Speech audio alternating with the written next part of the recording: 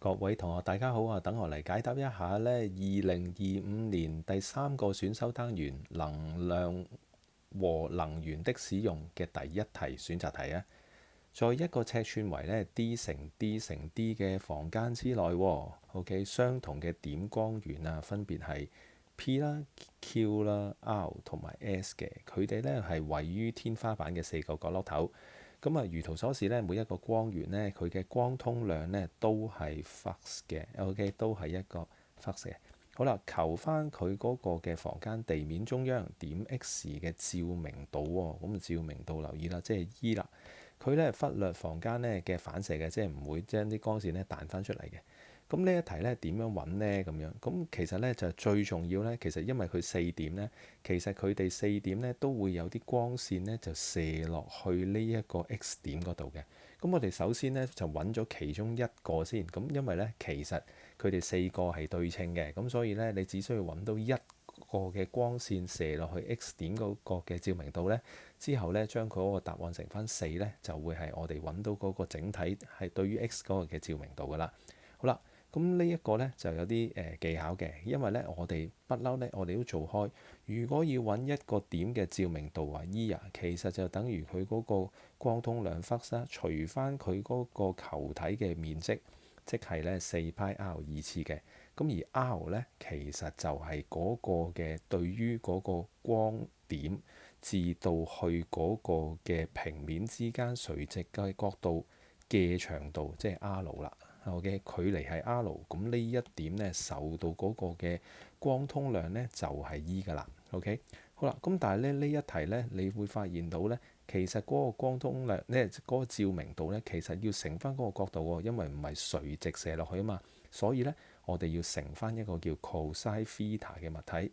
邊個係 theta 啊？就係呢一個垂直翻呢一條嘅垂直線。同佢成一個平行嘅光線呢，呢一個就係 theta 啦。咁呢一個 theta 係邊個呢？究竟咁呢一個就係 theta 啦，因為佢呢係一個錯角嚟㗎。好啦，咁我哋又知道咧呢個盒係 D 喎，呢個距離呢，我哋俾個名佢作俾佢啦。呢個距離叫 R 嘅，即係我哋不嬲用開嗰個嘅 R 嘅數值啦。咁所以呢，其實個 cosine theta 呢，就喺呢個情況之下呢，就等同於 D over R 嘅。即係佢個 cosine theta 就直頭係取代咗 D over R 咧，就係佢個 cosine theta 嘅角度嚟㗎啦。好啦，咁即係話成條公式咧，我哋嘅目的咧就係揾四派 R 嘅三次方。OK，上邊乘翻個 D 俾佢啦。OK，呢一個記住咯喎，呢一個就係我哋目標要揾嘅嘢啦。好啦，而家個問題就嚟啦，變到做一題數學題啦。究竟我哋個 R 係點揾呢？咁呢度咧有啲難度嘅。就係咧，我哋首先睇下嗰個底下嗰個三角形先。OK，底下嗰個三角形咧嘅邊長咧分別都係底下嗰個嘅即係啦，呢個我想講係呢個嘅三角形咧，其實都係邊長都係 D 嘅。咁亦即係話咧，底下嗰條呢一條咧著咗色嘅呢一條着咗綠色嘅呢條線咧，佢嘅距離咧其實就係畢氏定理 D 嘅二次加 D 嘅二次，再開翻方就會等於呢條線。我姑且咧叫佢做 A 啦。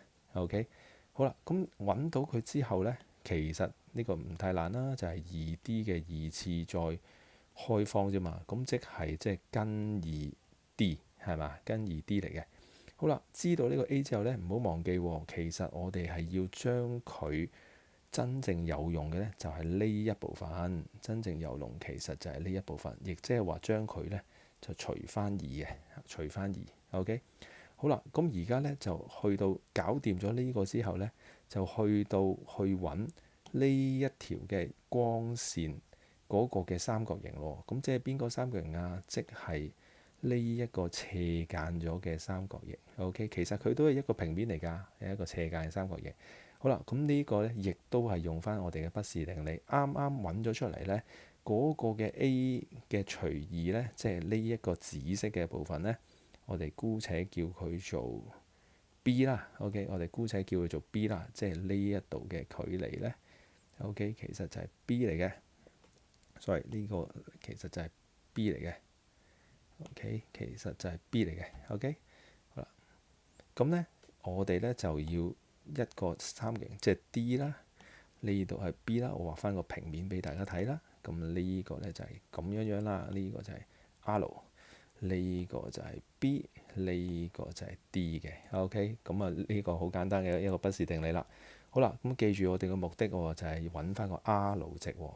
咁即係話將 D 嘅二次方再加頭先啱啱揾到嗰個叫做根二 D over 2嘅二次方，再開翻方呢，就會係我哋嘅 R 值啦。OK，我哋嘅 R 值啦。OK，因為點解啊？因為呢個係90度嚟噶嘛，呢個係一個直角三角形嚟噶嘛。OK，好，咁啊揾到呢個 R 呢，原來一字咁淺，原來呢個呢，就我哋可以好形象化地呢 D 嘅二次再加2D 嘅二次 over 4。哦，原來一理通百理明啦，原來呢個根本就係 D over 2。OK，咁即係咧，再簡化版咧就係1.5個 D 嘅二次 OK 嘅開方，1.5個 D 嘅二次再開方，亦即係話開方1.5 D，開方1.5個 D 咧就係我哋所講嘅 R 啦。OK，咁啊，如果唔太明白嘅，去到呢度停一停先，睇下可唔可以即係望住呢個畫面睇下揾唔揾到嗰個 R 值出嚟先，即係嗰個嘅光源至到嗰個點之間嗰個嘅距離叫 R 嘅，揾唔揾到係開方1.5 D 出嚟先。OK，好啦，咁啊，假設你已經揾到 R 等於開方1.5 D 嘅時候呢，你已經向到差唔多接近大功告成啦。點解啊？因為呢，我哋早前呢揾到一條公式呢，就叫做呢個 flux 啦，乘翻個 D 除翻個4派1跟 1.5D 喎。OK，跟 1.5 個 D 嘅三次方喎，記得喎。呢個根只不過係屬於嗰個嘅1點嘅啫。好啦，咁原來我哋呢一度呢，其實已經出咗答案咁滯噶啦。跟flux 啦，咁上邊係 D，下邊係 D 嘅三次方啦。咁亦即係話呢，呢一個呢就會係 D 嘅二次方啦。OK，咁4啦，派啦，咁下邊呢個其實根係咪3 over 2啊？1.5咪即係3 over 2咯。好啦，1.5等於3 over 2嘅時候呢，我哋仲要唔好忘記係佢嘅三次方。OK，佢嘅三次方，我哋跟咗佢，咁啊即係好。呢個寫得好啲先啊，唔好意思。好啦，咁亦即係話呢，4派3 over 2 1.5嚟嘅，佢嘅1/2次。咁但係呢，因為出邊有個三次方包住佢，所以係3 over 2次乘翻 D 嘅三次方啦。OK，好啦，咁其實就已經做到㗎啦。咦，咪住，記唔記得我哋話呢一個只不過係其中由阿 P 出嚟嘅光通量啫嘛。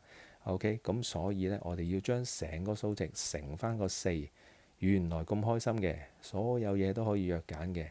咁而呢，我哋將嗰個3 over 2嘅3 over 2次呢，就搬翻上去上邊，所以個答案就出現咗啦。